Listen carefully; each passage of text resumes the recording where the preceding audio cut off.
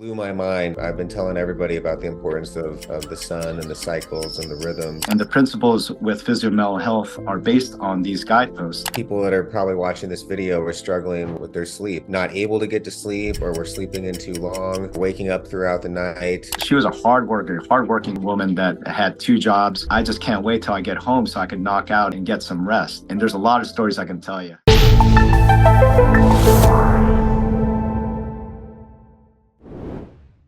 They were talking about sleep. Yes, sir. How you doing, Justin? I'm good. That last podcast about the circadian rhythm just blew my mind. I've been telling everybody about the importance of the sun and the cycles and the rhythms. And yeah, that idea of biosynchronicity is so powerful. Well, looking forward to this discussion.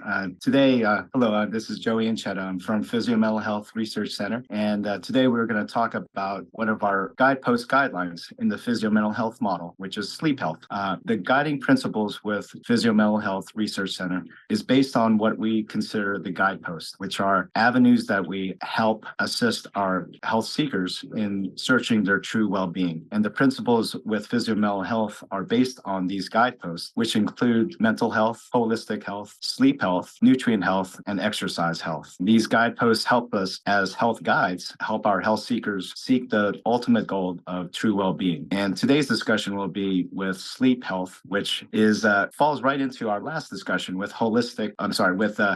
circadian rhythm and understanding how biosynchronicity ties into all of these core principles. And it's very critical in our understanding of what has been problematic in our modern society and how we could implement these almost forgotten new research studies that have brought more insight in how we could gain that true goal. So I'd really like to dive into sleep health by first asking about more on the lines of experiences of you and others that you've talked to, Justin, that seems to be a problem these days. Yeah, I mean, I think most of us know people that are probably watching this video are struggling with their sleep. You know, we're either not able to get to sleep or we're sleeping in too long. We're waking up throughout the night, and we can feel that how that affects our body, the clarity in our thoughts, our fatigue, our brain fog. And I really want to hear from you the science behind why this happens and what we can do to prevent it or resolve the problem. Yeah, and it's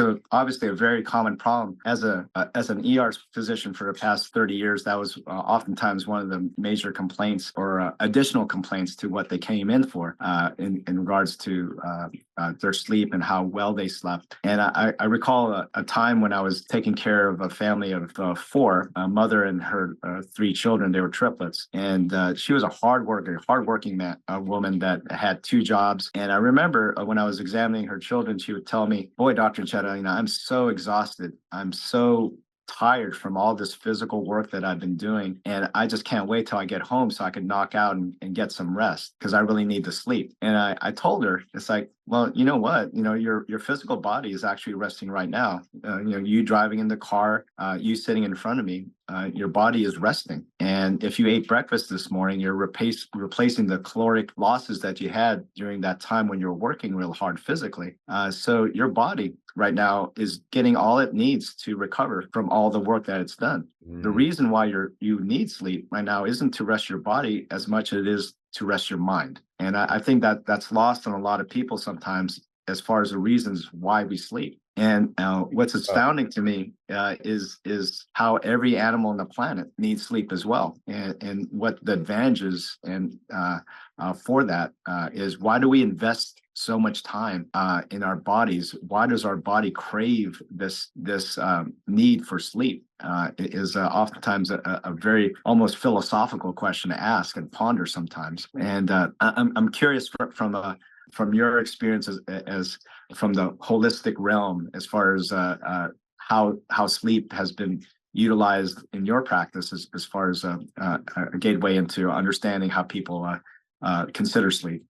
For me, it's a sign. It's like almost when I'm not sleeping properly, I know that something is wrong. Something's Yeah. wrong with my diet, something's wrong with my mental health. I'm not exercising enough. And I actually, just listening to you talk, I'm realizing I don't know a lot about the science of sleep, and I'm really excited to learn more. And what's interesting when you said that when we're not moving, our body is actually resting and doing some healing work. And that, I find when I'm really imbalanced throughout the day, I work really hard, I move really hard, but I also take lots of little 15-minute, half-hour sessions of sitting or relaxing or meditating. And I didn't realize that my body was actually doing some healing during Right. those times Right. too. So yeah, I'm Yeah. really curious what actually happens when we sleep, and Yeah. why is it important that we don't wake up throughout the night? Because I know when I wake up throughout the night, I wake up feeling shitty, and when I sleep through the whole night, I feel Yeah. great. Yeah, and that's absolutely thanks for sharing that. It also compels me to even ponder the additional question regarding sleep, which is, why do all animals sleep, and also why do we invest so much time with it? If you consider the part about and I'm talking very basic here as far as the animalistic urges and requirements, each and every animal on the planet needs to do basically three functions. They have to be able to eat and consume food. They also need to reproduce in some method or fashion, and then they also have to be able to avoid predators and other ways that may harm themselves. Okay, that's very generally speaking, but considering those facts and understanding that each time that we evolve or become more what's called an advanced animal in the animal kingdom, we're talking about microbes all the way up to humans, if you can kind of gauge that hierarchy.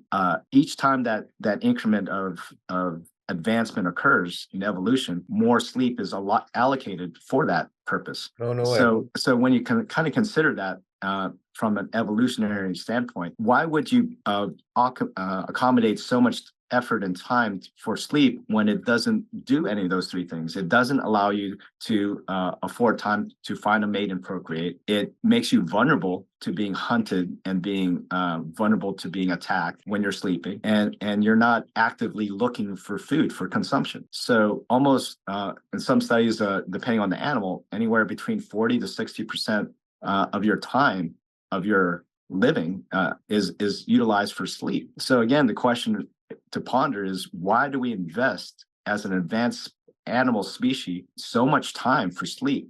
And what is the advantage, evolutionary advantage for that sleep? It's not for rest, which is again more of the question from a scientist side. So what is the advantage? And that's the fundamental point I'm making here, is that it is for the mind. It is for recovery of that mind in ways that we're slowly discovering, and why there's so much research being dedicated now for sleep studies and understanding what happens when you don't get enough, and the consequences of our modern society as we start dwindling less and less time for sleep, when again our evolutionary being and our advancement of our species depends on that amount of sleep. So very briefly, when we talk about sleep, it's broken down to general speaking, non-REM and REM sleep. We also talk about sleep levels or stages of sleep. 1 through 5, there's different brainwave activity that we can monitor and see. And very generally speaking now,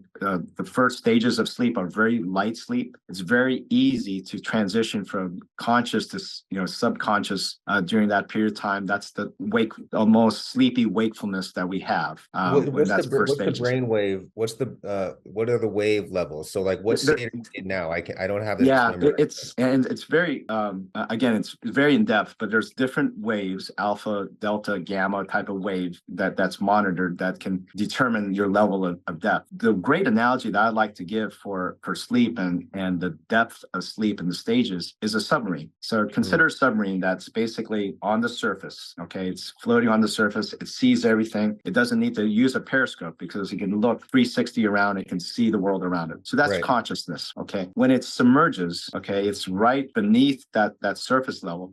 So it's not seen. So you're slowly drifting in that time, but still very easily you can pop up and get into that conscious level, right? So that's What's stage the one. conscious wave? What's the conscious brainwave state? Like, what are we in right now? The conscious, well, it's just basically alertness. It's basically Oh no, I mean, is it alpha, beta, gamma? oh, well, Which? there's the waves that I'm talking about are more with the rhythmic cadence of the brain, that kind of like the background information. But when we're alert, everything's going on. If you monitor the brainwave All the activity, different. yeah, Okay, because our cortex is firing off. We're obviously engaging right now. We're hearing things. I'm hearing background noises. I'm talking to you, but I'm able to elicit factual information from my past history. So there's a lot of activity going on. So everything's alpha, firing. beta, gamma, delta. It's all happening right now. Yeah, it's Got all it. happening. Okay. And when we take that, but when you're removing consciousness, removing the sensory inputs, then we're just going down to the background base wave activities that we can monitor these different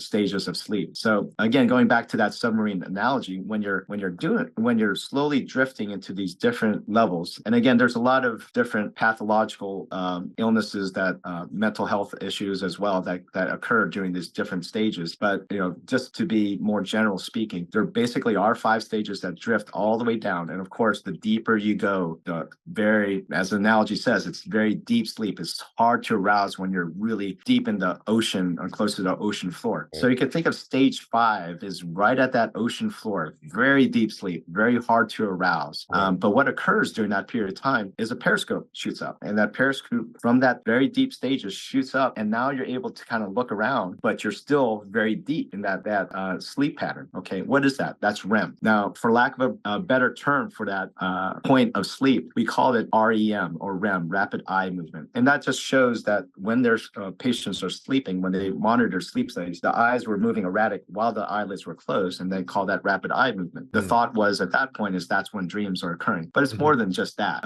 So the way consciously I think about it is that non-REM sleep, which is the stage 1 through stage 5, allows that mind to basically start allocating where these memories should be placed. It's very interesting in sleep studies when they talk about what non-REM is doing and fulfilling as a need for us from a medical standpoint. It's basically arranging furniture. It's arranging data, filing concepts down to where it needs to be regulated. Does this need to be in deep storage, or is this something that's relevant that I need to keep in more? You said this is during the non-REM. This is the 1 during through the non-REM or whatever. Okay. And that's just basically removing clutter. Basically, is the way I think about it. Wow, What's fascinating? We haven't even talked about healing. I mean, so many of us think that what happens when we sleep is our body is healing itself, and it's just this very kind of simple, which I'm realizing is naive. I've never even thought about what the brain's actually doing. And what's interesting is what REM does, and I think of so just the normal stages. So stage 1 through stage 5, right? And then up periscope, you have the REM, looks around, and the conscious mind. We'll talk about why that's important in just a moment. Oh, that's like the dream. The periscope is like the dreaming eye. Yeah. So it goes 1, 2, 3, 4, 5, and then pop up periscope, REM sleep, and then it repeats itself. Now it doesn't go. The stages don't go all the way up back to stage 1. Usually it drifts around 2, 3 or so, and then it cycles down from 3, 4, 5, REM sleep again, which is only about 15 minutes on average. It's not very long. Really? And we'll talk about that in a second. And then again, the cycle repeats. So in normal, healthy sleep, you should cycle through this deep sleep and then REM, a pattern of about 3 or 4 times normally. That's what's maybe considered healthy sleep. Okay. Wow. Now consider a couple pathological problems that occur. Have you heard of sleepwalkers? Or okay. We'll talk about that. And there's another term that we use called night terrors that oftentimes is confused with nightmares. Nightmares and dreams occur during REM sleep because that's when our conscious mind is alert. It's actively trying to understand or process. And, we could talk about Sigmund Freud and Jung and all these others that analyze dreams and understand why we are dreaming. That's another discussion to discuss. But suffice to say, it occurs during REM sleep. Now, during REM sleep, if you awaken someone during that period of time and ask them, hey, I heard you talk in your sleep, what were you dreaming? They can immediately recall that and tell you what that event was about. Okay. That again is because because your conscious mind is alert and awake, even though your body and your mind in concept is asleep, but your conscious portion of your mind is alert and able to recall a dream that is having during that period of time, if they're awakened Which during is that why period you of can time. remember it. If you right when you open your eyes, you can remember Yes, everything. Yeah. yeah, and I always put it like a notepad, and a lot of scientists do that. Put something on there. And there's great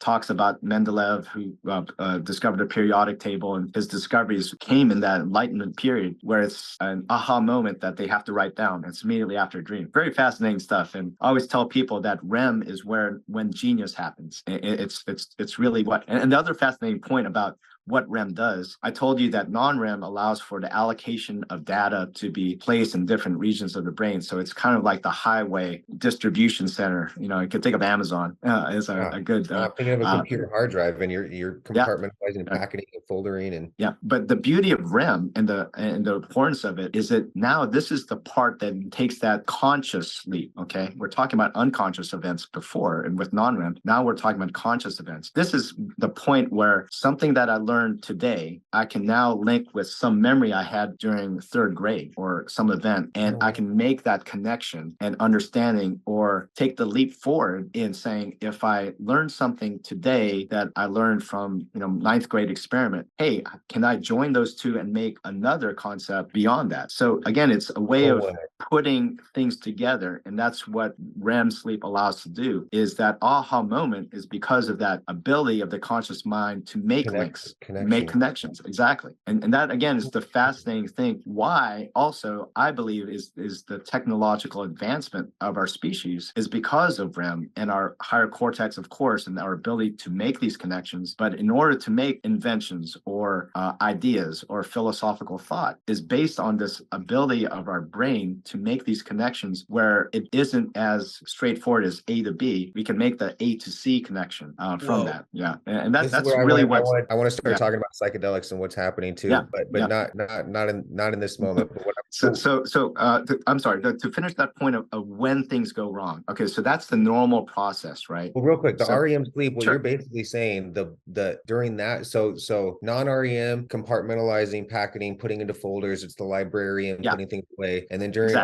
REM, we're actually either altering or changing or strengthening beliefs and concepts. Wow. Yeah. So to me, the word is it looks at possibilities, and that's the intriguing part of all this. Non-REM is more of the concrete line of thinking, right? Where you're basically again allocating this knowledge base in areas of the brain that we can retrieve later, and then REM allows us to again make those connections and retrieve that information over to look at possibilities, and that's why I think it's very intriguing. Why is there some left brain, right brain stuff happening here too? I don't know if you've covered. Yeah, well, there, and we'll get into that. There's some studies on animal studies on dolphins, and they're fascinating, and how different species of orca can travel long distances with sleeping, but still having that cadence to move forward. Birds do this too, that travel and migrate for hours on end, and can still travel sleeping,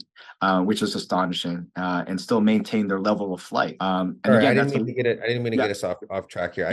But it is fascinating. It is a left-right type of brain, but it's even more complex with dolphins, more so than us, in their capabilities of transitioning left and right, and allowing one side of the brain to rest while the other is active, and then flipping it and allowing the other side to do so, and still being functional. Yes, fascinating stuff on animal studies. Does non-REM happen? Is like the right or the left side more active during REM versus non-REM? Is there some correlation there? Because I read Ian McGilchrist's Master and His Emissary, and there's a whole lot of people that believe that the left brain and the right brain are this formulaic kind of in the moment versus big picture guide, and there's some not necessarily creative or not creative or masculine or feminine, but really like the master and the worker. I look at scientists as generalists and also detail researchers, and you can split that thought in both ways. I tend to look more in generalities and how does it come together,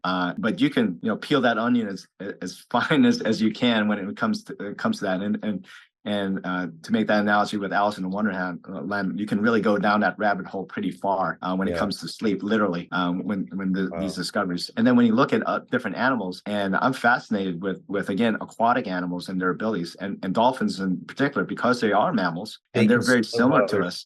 That's insane. Okay, you just blow my mind too many times. I didn't mean to get us off track. Okay, So but let's talk about what happens. Pathology. Let's talk about what happens when it goes wrong. So let's talk about that point about waking up in dreams, because different stages, as I told you, and then at stage 5, sleepwalkers and that night terror difference. So pathologically, if someone has a disruption in that deep sleep, their mind is not conscious. So if you awaken, for example, a sleepwalker, and there's a lot of stories I can tell you, and I'll share this one with you real quick. I had a 12-year-old that came into my ER one time, and she came with her parents, and they were worried about her adapting to her new surroundings. They just moved. They were from Michigan. They moved to Florida. Big house. They were just unpacking stuff. And the first night there, she would start sleepwalking, and she never did this before. So the mom told me that it was a really stormy night in July in Florida, and they were just knocking out. They're so tired, and they were just resting, and it was really stormy, and the kids were in bed, but this little 12-year-old woke up, and she woke up her mom, and it's just like the movies, lightning was flashing, and she says, "Baby, is that you?" And she just saw her in the nightgown, and she was holding a knife to her chest, and just not to her chest, but holding it to her chest, and just walking to her mom with her eyes closed. Oh God! And her mom was like saying, "Baby, are you okay?" And she was like half awake, half asleep. It's like, "Is that you?" It's like, and that was the other thing she was asking, because it was a new house for her as well. But turns out she was sleepwalking. She wandered into the kitchen, picked up a knife, and just wandered into the master bedroom and woke up her mom. And then when she woke her up, she kind of knew not to, alarm her, because the reason why sleepwalkers are alarmed when they are awakened is because, again, they're in bed and now they're in a different location. They just don't know how they got there, and they literally don't remember anything because their conscious mind is not awake. Wow. So that's sleepwalking. There's a similar thing called night terrors, where children can wake up screaming, hollering, having all these emotional events. Then you ask them what that happens, and there is no answer, because again, there's no dream event recalled. There's no consciousness there. No, I used to suffer from that, and it's terrible. Really? And I would just suddenly, my wife would be saying, "Honey, are you okay?" And I'm like, "I'm fine. What's going on?" And she's like, "You literally sat up and screamed." And I was like, "I did." Yeah. And unfortunately, that with children, it's a bit different, because children are really accustomed to behavior that's predictable, and they like the routine. So any disruption of that routine can cause regression. For example, bedwetters that were potty trained, and then all of a sudden they start bedwetting. That could be unfortunate things like a divorce or some event that disrupts their normal routine, or a big move, as it was for this young child. And unfortunately for adults, it could be some traumatic events, mental health related. I see this unfortunately a lot with PTSD. A lot of my vets that have served and have seen horrific things in their past, they suffer quite a bit from that deep sleep, non-REM type of disruption. So my point in all this is that disruption of sleep can occur in any of those areas, and that can affect the issues of how physically the sleep can be manifested as a syndrome or a problem, like night terrors or sleepwalking. But very deeply, it can affect the other aspects in their health as well. And when we talk about physio-mental health and talk about these other guideposts of nutrient health, exercise health, holistic health, and mental health, these are the things that impact each other, and why they're so important when we talk of biosynchronicity and how one affects the other. It's not that one is more important. Sleep is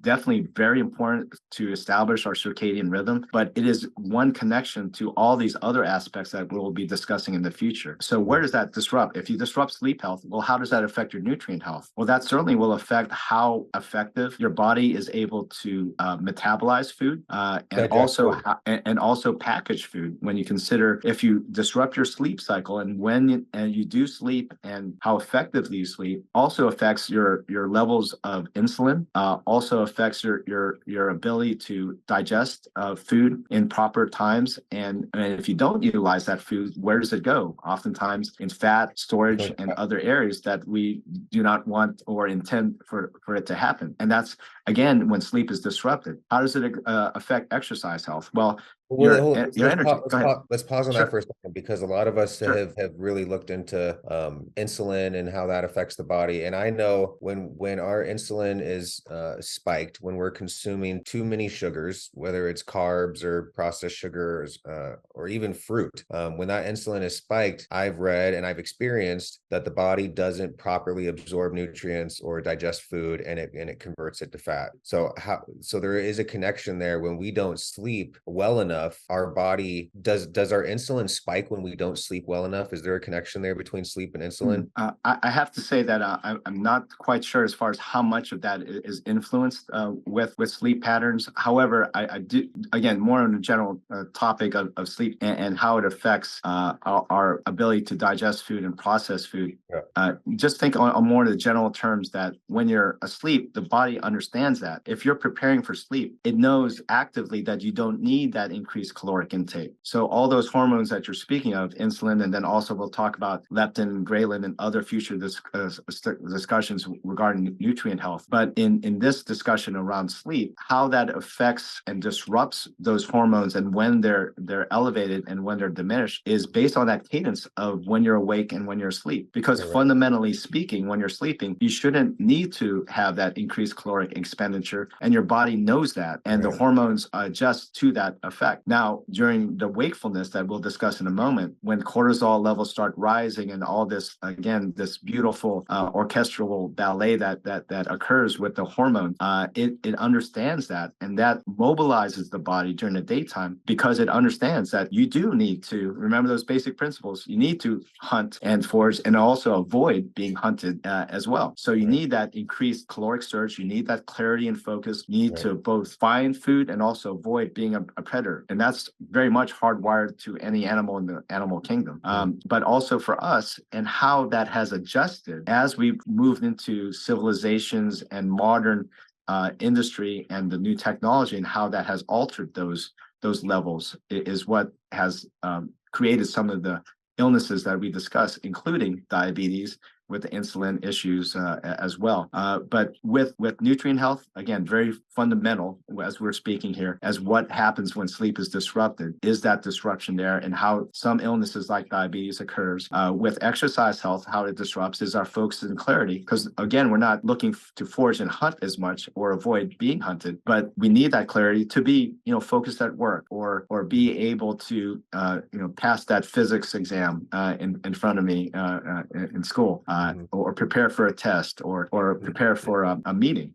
We need that focus and clarity. So we're no different from that model of hunter-gatherer, but we just adjusted now in terms of a modern so-called modern level of advancement. So that's where that disruption in the exercise health occurs, when sleep is disrupted. When we think about mental health, lots of studies. On exercise, please. What I think I've noticed with exercise, I think we've all noticed, if we exercise regularly, we sleep better. And if we go too long without a lot of physical activity, it's hard to go to sleep, and our sleep doesn't seem as fulfilling, and we often start sleeping in. And I'm sure there's some connection here with depression and mental health. Absolutely. What's the science behind that? Why do we sleep better when we exercise and are active? What is that about? Exactly. Well, let's certainly dive into all that in just a moment. And again, it comes back to that whole principle of circadian rhythm, and why our last discussion, diving into the biosynchronicity model and these physio-mental health guidepost principles, and how they all connect, and how avenues of exercise can help anchor that sleep, and how sleep anchors also your level of focus and clarity the next day. So it's a beautiful way of really kind of tying it all together, but understanding that, yes, we can do more for ourselves with just the basic concept of establishing this rhythm and incorporating all these core principles towards that. So going back to that and a discussion of your initial question about exercise really goes back to these hormones that we discussed and when they elevate and diminish and how effective exercise can help promote that. So let's talk about what initiates this, which for me is the start of a day. So when you wake up in the morning, the dawn breaks. There are a lot of parameters that our body does to awaken us. Part of that is one hormone in particular that will start, but also end our discussion on these hormones, which is melatonin. Around that area of time, and in our previous discussion about circadian rhythm, I had told you that we're basing it on a 24-hour schedule. And generally speaking, understanding that different people have different times when they wake up and sleep and when the sun rises and falls. But let's just say, for example, that 7 o'clock is when the start of the sun rising. So sunrise around that period of time. So around 6:30 or so, our body will start to have areas that help alert us to awaken. One of those is temperature. So our temperature slowly elevates during that period of time. Best sleep is actually achieved when your core temperature drops beneath the normal range that we consider about 38 degrees Celsius or 98.7 Fahrenheit and diminishes, a few degrees, 97, 96, where our sleep is very controlled, but also promoted during that period of time when your core temperature is slightly lower than normal. This is why they say it's better to sleep in a room that's a little cool, right? Like it is. As far as good quality sleep, if you can consider quality with that measurement. So it's not so much length of time as it is quality of sleep, and we know that now when it comes to REM and non-REM and why certain illnesses that disrupt REM is problematic, and also medications that we can talk about later as well, why that's an issue and a concern for me as well when we talk about sleep aids. But going back to that pattern, so our core temperature slowly rises during that period of time, which is a reflection of melatonin dropping and cortisol levels, which is also the trigger for cortisol levels to start to rise, which you can start seeing and start advancing from a slow range up to 10 a.m. again on this standard biological clock that I'm referring to. So 7 o'clock and then 10 o'clock, the cortisol levels really start to rise and then peak around noon and 1 o'clock. Cortisol, as we referenced before in our last talk, is considered a stress hormone, but in this instance, it's the activator. It's the mobilization, and it's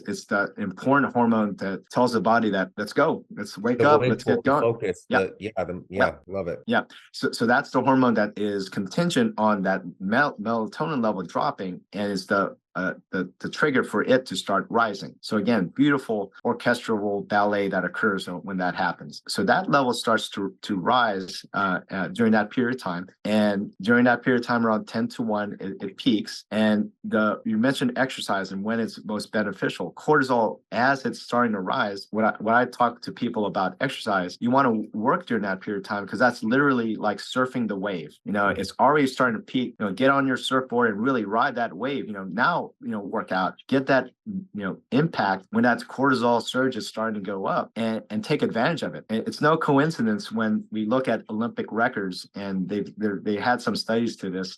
Now, I know I pointed this out to you before, that the most likelihood of Olympic records occurring is during that peak time. And then we could talk about when those people adjust to that, but most Olympic records occur during that 10 to 2 o'clock period of time of peak athletic efficacy and dominance. So it's very interesting to me when that occurs. So that cortisol level, again, tends to peak during that period of time. And then again, it slowly tapers off towards the evening time. And then during that again, same trigger around as those levels start dropping is when the melatonin levels in the evening time start elevating. And then there's a surge that occurs around 10 p.m. Prior to sleep. And again, these are relative hours that we're discussing here. That is a trigger for the pineal gland to secrete melatonin and then promote sleep. Now, the misconception oftentimes is that melatonin is a sleep aid. And I'm sure you've seen a lot of supplements supplements in that regard, that melatonin allows you to sleep. But what it does actually is basically the umpire that brings all the components of sleep, or the body's ability to trigger sleep. To accommodate sleep occurs. Melatonin is that firing official gun to start the race. So he basically lines up everybody at that start line and says, "Okay, everyone ready to go? Okay, on my mark, ready, set, boom." Melatonin goes off, and then everything is released to allow for sleep to occur. And that's a lot of dominoes that start falling through that period of time. But core temperature starts dropping, your blood pressure drops. There's a lot of homeostasis that occurs during that period of time. Again, hormones are triggered at that point as well, that help promote sleep. And we also talked on the last discussion about the need or the augmentation of certain light frequencies that allow for that to be facilitated even further, or as you said, anchor that sleep pattern. So it allows for a better transition to sleep, and how infrared in the morning activates that cortisol and starts that time clock to anchor that morning time to facilitate when melatonin will start rising and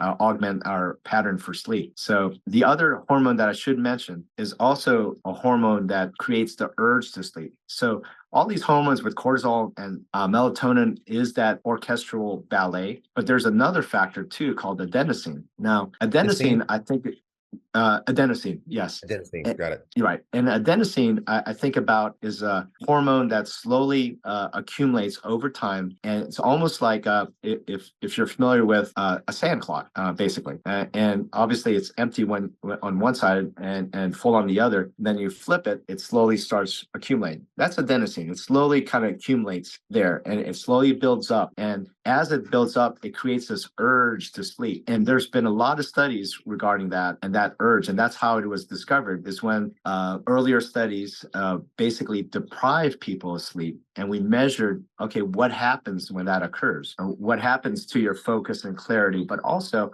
what happens to these hormones when different things disrupt that. So adenosine, just to see, let you know what it does. The other analogy to think of is, consider a dam, okay? And there's a river here. And in this dam, there's holes in it, okay? And ordinarily, with these holes, water just goes straight through the dam, and it's not, the flow isn't diminished at all. But adenosine basically is what plugs up those holes. So if adenosine slowly comes in, and as it accumulates, it starts plugging up those holes in that dam. And what happens? Of course, the water level rises, and there gets to a point when all these plugs are plugged up with adenosine, and then water rises up until it overwhelms the dam and crests over. Okay.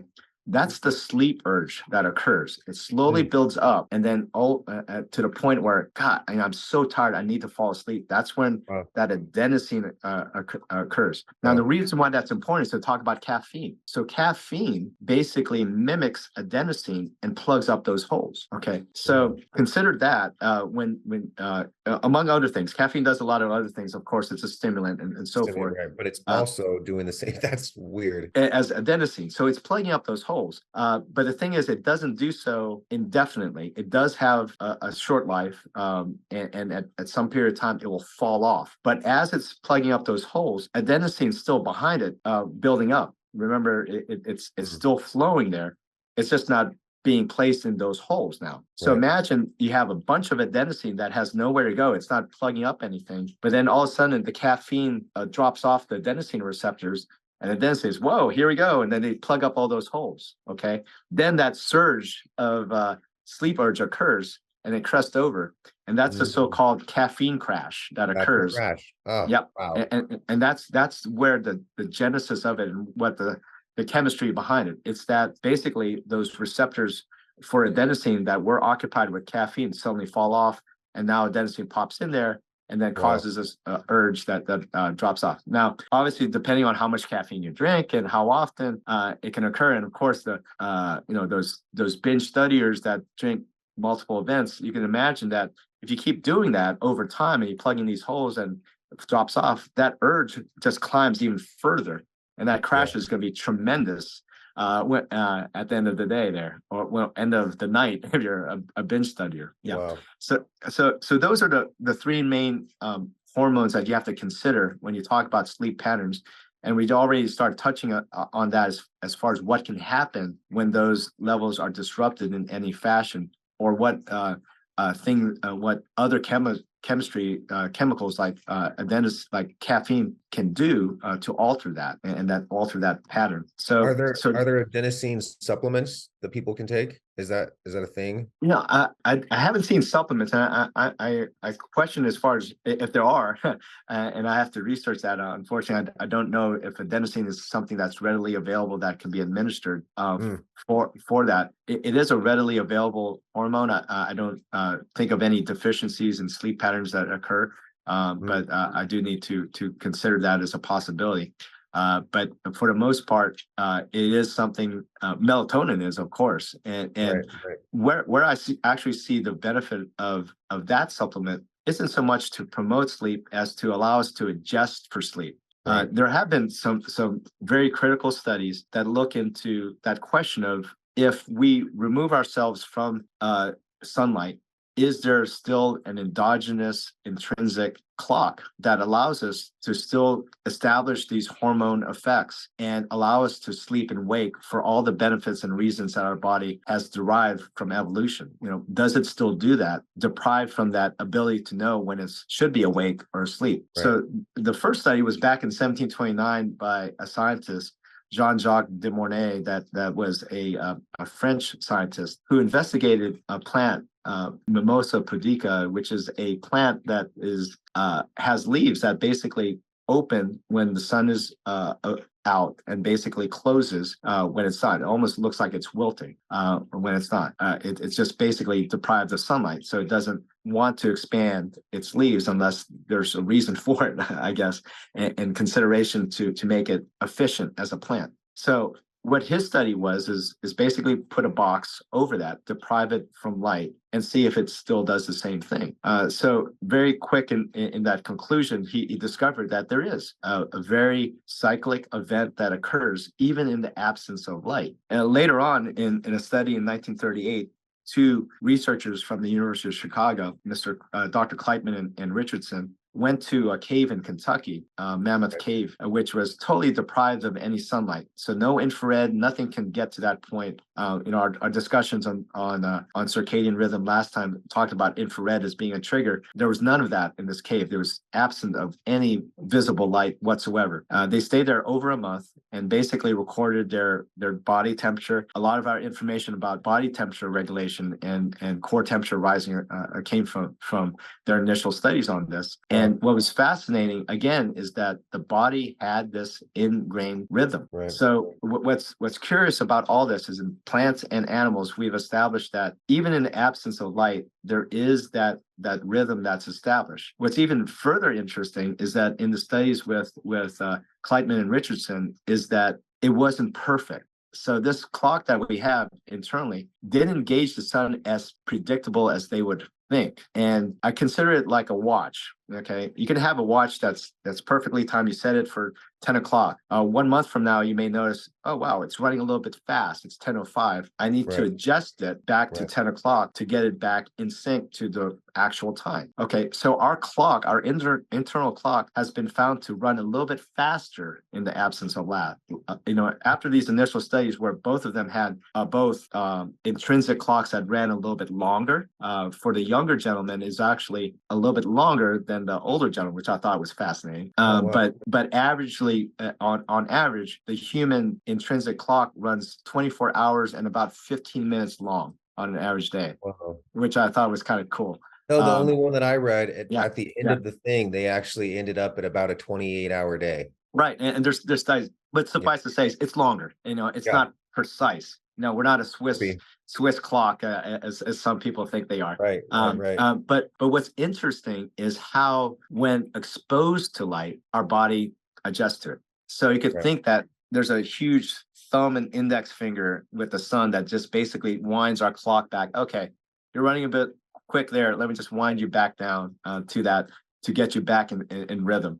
And that to me is beyond cool, because that shows me that, we are connected to the sun in that regard. and that relationship is very much adjustable. Mhm. So where I see the additional thought is, as we advance as a society, as a human race, when we go into space where there is no, it's eternal darkness in space, and we talk about sunlight based on our rotation of the sun. That's not going on up there. But still, our genetics craves it, and how are we going to adjust to it? So, NASA and a lot of scientists were understanding that, space, the space lab initially in the 70s and 80s, and of course the space station that we have now, the International Space Station, now has looked at that, and twin studies, which I think are very fascinating as well, looking at all those parameters. But one of them as well is understanding that we still have a circadian rhythm even in space. And we need to accommodate that for our basic well-being,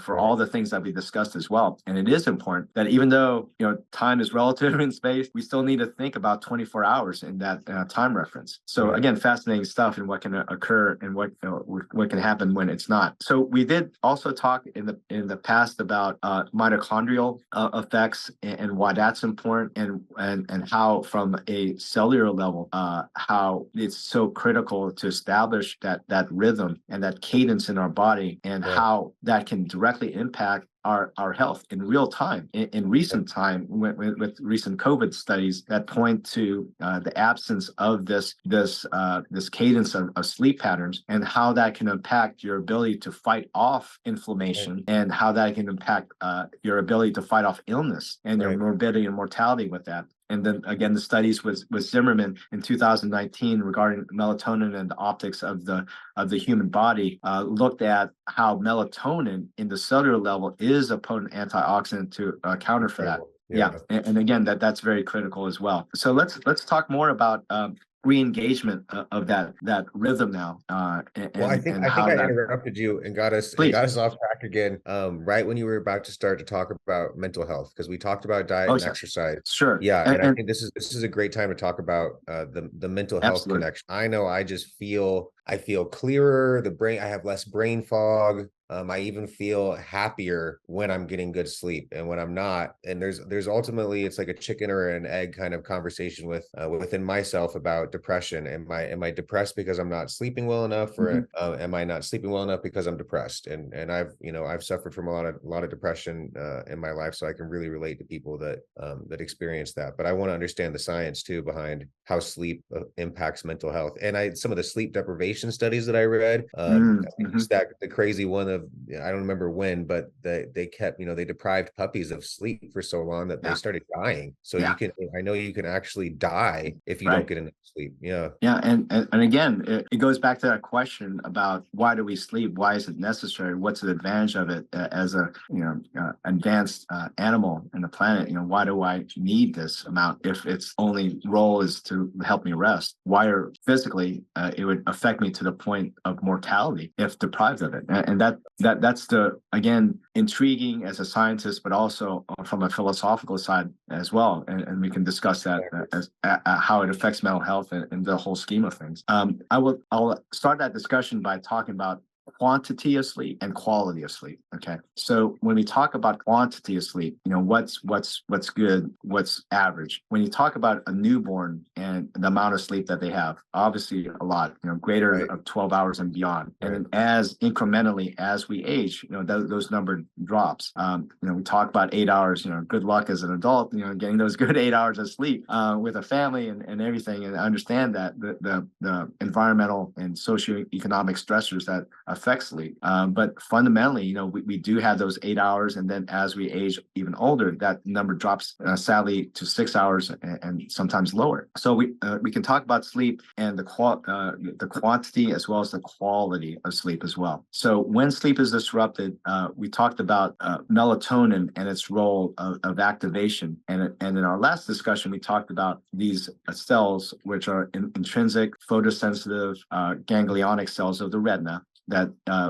receive infrared activate, if you recall, the pineal gland to release melatonin, but also has that other route to the amygdala, which is deep in our gray cortex, that does help with emotion. And to your point, where that is critical is with studies that looked at subacute affective disorder, or so-called SAD acronym, in Scandinavian studies that looked at the deprivation of sun and how the levels of mental health concerns of depression and anxiety had increased in those areas. So that is very well established that lack of sleep in those areas can directly, not indirectly, and it's not a matter of just, oh, it's sad because I don't see the sun. It's actually on a chemical level that's truly affecting the body ability to have a very calming and less anxious mood from that, which is what's established with the simple effect of these ganglionic cells being activated in the amygdala. So again, the initial pattern of sleep, getting that hardwired and tapping into our body's almost craving to sleep in a certain time frame is necessary to also affect mood and your quality of wellness in your mood, that even keel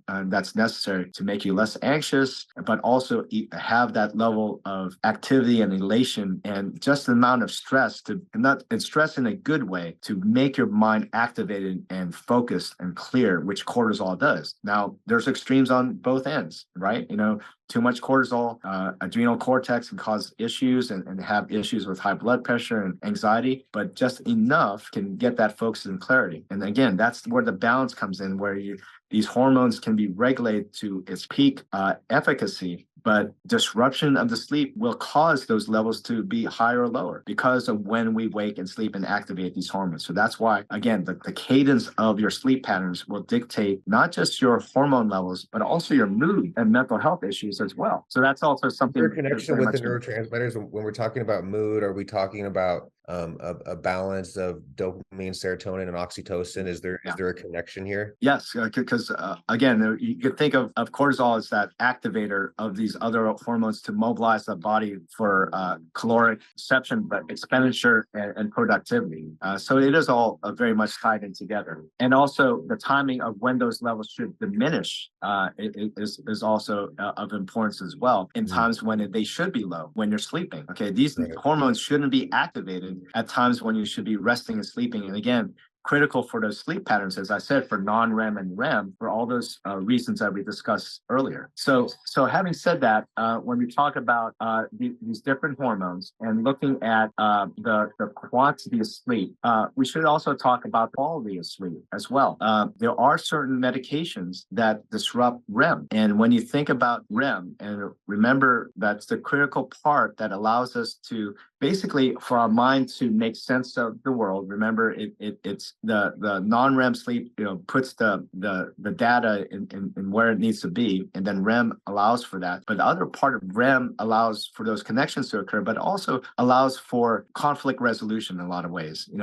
Issues that weren't resolved or questions that it may have. It's almost a way of troubleshooting issues of the day. And again, that's the other masterful thing that REM sleep does. It almost provides a type of calming effect of the body because it does resolve a conflict in the mind in that level. Wow, right. Like the unanswered riddle is answered, and now we relax. And because the reason why that can be a concern, and when you talk about folks that say, I slept 8 hours but I don't feel rested, or I know what it's like to sleep 3 or 4 hours and feel great too. So there's right. Really, and you probably had in that short period of time just rattled off some good REM, in that period of time. Exactly. So you crammed it in that point. But most people don't have that ability, and it's very rare because when there is that cadence that I was talking to you about of going down and drifting off to deeper levels of sleep, and then when REM comes up. So there is, even though REM is a short period of time, just 15 minutes, but to get to that point takes several hours. So there is a necessity to having a specific number of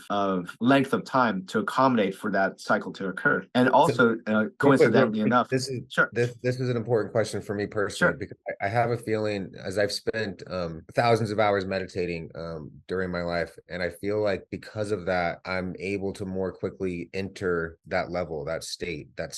But I don't. I mean, I could just be like totally arrogant, or thinking that I'm cooler than I am. But it feels like I can get to that. I can get to those deeper levels more quickly because of the meditation work that I've done. Oh no, I don't think it's arrogant or not, and I would love for you to share to our audience and others, how you're able to accomplish that, because that part of it, and that's why I included as well, one of the guideposts is critical to allowing for best sleep to develop. And again, it's not that one is more important than the other. They're all important because they all impact each other. So having that mindfulness to understand your center and how to get there efficiently and effectively, and be able to do other things that would augment that, which we talked about with sleep, but also nutrient health and exercise, how anchoring all that will precipitate best sleep, and how sleep helps augment your energy level and your efficacy. And again, what we just established with amygdala help affect mood and your mental health. So it is beautifully intertwined. Yeah, this is the holistic but interconnected. right here. Yeah. Yeah. I just know personally, when I go through chapters where I'm not meditating, my sleep is worse. When I go through chapters when I am meditating, my sleep is better. Same with exercise. When I'm exercising, my sleep is better. When I'm not exercising, my sleep is worse. So I know all this stuff is connected. And I have a feeling too, and maybe it'll be a different podcast, but there's got to be a profound connection with all this stuff with the neurotransmitters. And I think that, like, a lot of my friends that I work with that are struggling in life, and it sounds the same as what you do as well, just helping them break out of that stage and have the at least the motivation, or even just the courage to start exercising, eating right, meditating. Their sleep immediately improves, and when I and I have friends right now that struggle with sleep, and it's hard sometimes to just say really simply, like, because often we try so many different things, medication, supplements, practice, all this stuff, but really, like, you just wake up early and get that sun, and you exercise and you eat right, you're going to start sleeping better. It's really like that simple. And that's the aha moment for a lot of my patients, is that, gee, doc, I thought all I needed to do was get my mental health straight and then I'd be cured. But it's not just that. It is the exercise health, it is that nutrient health and the sleep health that tied together improves them all. It's all boats rise when the tide rises, and that's the kind of concept I want them to understand, that if you help one, it's not focused on just this one. You have to focus on all of them, and all boats will rise. Here's a good one. A lot of people are, and I could be wrong here, but a lot of people are totally convinced that they can live healthy, happy, productive lives, sleeping in and staying up late. And I've personally experienced that is impossippable.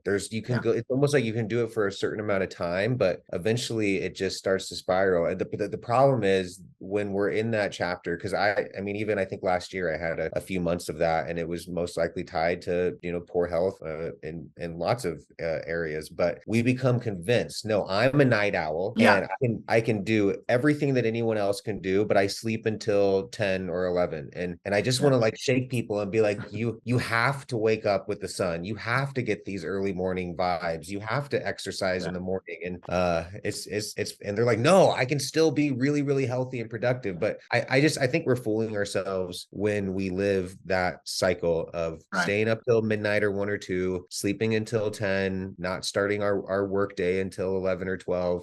I think it's a mistake. I really do. Well, I'll comment on this, okay? Because I have, and this is coming from an ER doctor that's what's called a nocturnist, someone that works at night, starts their day at 7 p.m. and finishes their day at 7 a.m., okay? Obviously, that's disruptive. But when you think about what we just talked about, a circadian rhythm that can be adjusted, it can be done, but then you have to be consistent with that. If you're going to be a nocturnist, well, then that's your life. You're a vampire now. That's your cycle, but that's your rhythm. But there are some studies early on when we talked about that adjustment. Remember, there is that rhythm. Some people do have that clock, their internal clock, that's just a little bit shifted further, and there are they're the so-called night owls, and then there's others that are, have that clock adjusted the other way, where that's you, brother, that wakes up at 5 a.m. That's your clock. That's your rhythm. Other people have a rhythm that's more adjusted to the 7 o'clock. But that's different for any individual. It doesn't mean anything pathological. Doesn't mean anything problematic. It's just you. That's how you're wired. Now, you can adjust for that, and there's a lot of ways you can do so with lighting, right? To be at a trigger of light receptors that will start that adenosine rush as well, and also the cortisol rush that occurs in that morning with that light trigger. So all these are important to establish, but you just have to be mindful of it. I read studies on both behavior with children that were disruptive in class and oftentimes are labeled as ADHD, that can't focus, or those students that are the opposite end, that are too sleepy in the morning, and they're disruptive because they're agitated, because their sleep is disruptive. And I consider the possibility that these are kids that just have their rhythm different than other kids, and we almost punish the night owls and reward. No, I'm doing it. You're helping me realize I'm still judgmental. I really, I work hard not to be, but just it's based on my own journey, and I've had lots of conversations about this with people too, because we often all go through different cycles and chapters. But you think about all the successful people out there, and people like David Goggins or The Rock, or successful CEOs, or even almost all of them will agree and see the spiritual paths that I've studied too, like Kundalini yoga, and there's a lot of beauty and magic that comes from starting our days early. And basically for me, if I'm sleeping in, I'm depressed. And it's just that simple. So I can't help but look at people through that filter, my friends and family, when they're in chapters of sleeping in, and think like, fuck, they're depressed, and how do I help get through this? But trust me, it's not ideal. It's not ideal for the night owls, for sure. And I think that they're losing the benefit, as you and I just discussed, of seeing that sunrise, infrared light, and the increased melatonin production in the cells. This discussion about that rhythm and adjusting is more for those folks that have environmental factors that alter that. We're talking about the folks that live towards the poles, the northern southern pole regions. But to those point of the night owls, for example, if we counsel those individuals, they can adjust. We can adjust their clock back, and that's where, again, medications like melatonin can slowly help adjust that. There are some studies looking at, for frequent travelers that commute back and forth from Europe to America, and how their clocks are disruptive. Your clock will adjust. It takes a while. So, for example, I'm not sure about the time difference, but it's about 4 or 5 hours from England to New York or so. Someone will correct me on that. But whatever that number is, when you think about how long it would take, it's about an hour adjustment. If we did nothing, took no melatonin, and just took our body's natural ability to take visible cues from the light, it will slowly adjust 1 hour increments at a time, on average, every day, to adjust for that. Okay. But the problem is, once your body adjusts, and it's been a full week, you're in England, and you're doing fine, sleeping and waking, and then you fly back to New York and you screw things up again, and then you have to readjust again. Where that's helpful is melatonin, as far as jumping the clock and just firing that clock a little bit sooner. But again, if we did nothing, our bodies would be able to do that. So with the night owl, if we're going to counsel them and try to adjust them, again, try to get them, if they're wanting to do that. Again, if it's work related or issues like that, then more power to you. Super sweet. We went through this with some of my friends with the ketamine prescriptions, and my goal is of helping people have these kind of short chapters of transition. And everyone's different, and you're really helping me see that it's every case is different, everyone's different. And I just want to help people experience the kinds of happiness and peace and joy and passion and stuff that I've been able to experience. And I think a lot of it has to do with these basic health concepts. And consider a child that was told all their lives when they're growing up in elementary school or high school that, get up, you're just being lazy, and how that can create in mental health that. And a lot of those kids, as you may know, from personal experience, they're geniuses. I mean, some of my friends that were, knuckleheads, I'd have to wake up at 10 o'clock. Man, get up, we got to get going. And, thank you. You're absolutely right. They were geniuses, or not all of them, but some of them were. But that was my point, is the stigmatism that we create for that. You could think of all those colloquial, phrases, early bird gets the worm, and all this stuff. And it's like, well, if you don't up early, you're going to miss out. And you're almost punishing those people that, genetically speaking, they can't they can't No, help it. I'm feeling so guilty. Like, I'm sorry, everyone that I've ever judged for sleeping in or made them feel bad. Yeah. Like, it's just a reflection of my own, my looking at myself and my work. But this is why you're the doctor, and I appreciate and love so much how you're so compassionate and willing to see, the good and how people are moving, and we're all so different. And you're right, some of the weirdest of us, or even the seemingly like laziest of us, are some of the most genius and enlightened people. And it's all good, it's all beautiful. Yeah. Wow, Yeah, it's just a matter of understanding. And again, the more we learn about sleep and do research, the more we understand that, hey, and this was just recent understanding of our biorhythms and this ingrown clock that we have, and how it can be adjusted, and understanding, where the issues are and how that disruption can alter not just what we've previously thought of as ADHD or lazy kid, aren't.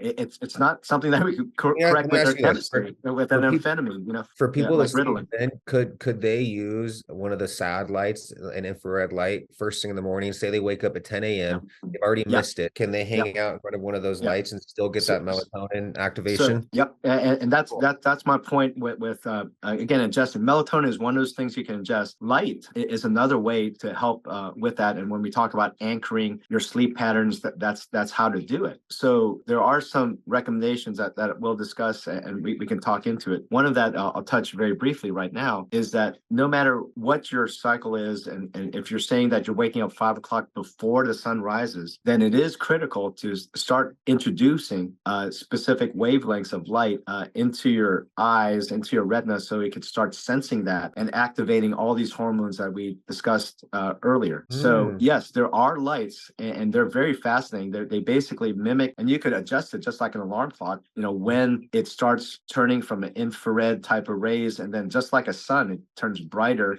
as the clock winds up to the noontime, what you ingest as the noon, and then calms down to the cooler, the warmer red and orange light of dusk, and has that pattern. So it's great. I think a lot of the Scandinavian countries sell out on these type of items, but it's in the home, right? So it's in the center part of the home. So it's almost like there's sun inside their home that allows for this. That makes me want to, like, design a chandelier around one of these lights that just stays on all day. So to your point, when you wake up and you're saying, and I tell people, try to get rid of the snooze button.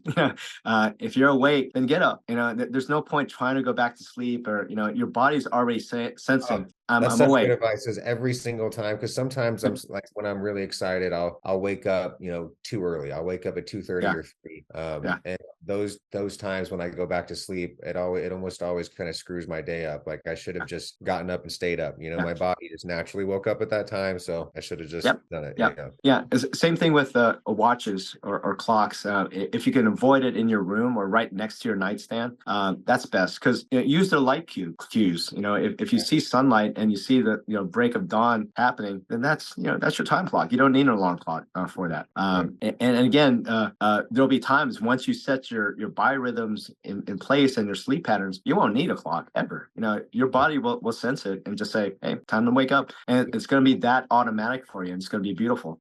So to your point, yes, there are instruments besides melatonin that can be utilized to help adjust your clock and allow for this pattern to develop over time. And even in just those that want to change their clock, that if they are a night owl, you can do it. It's just going to take some time and effort, but be consistent with the pattern. It's not a week at a time. It's like lifetime now, and you can do it to take benefit of everything that we discussed with the light. But there are other ways. If you're still ingrained in that for socioeconomic or work reasons, then it's not necessary. But these tools can be helpful to that end.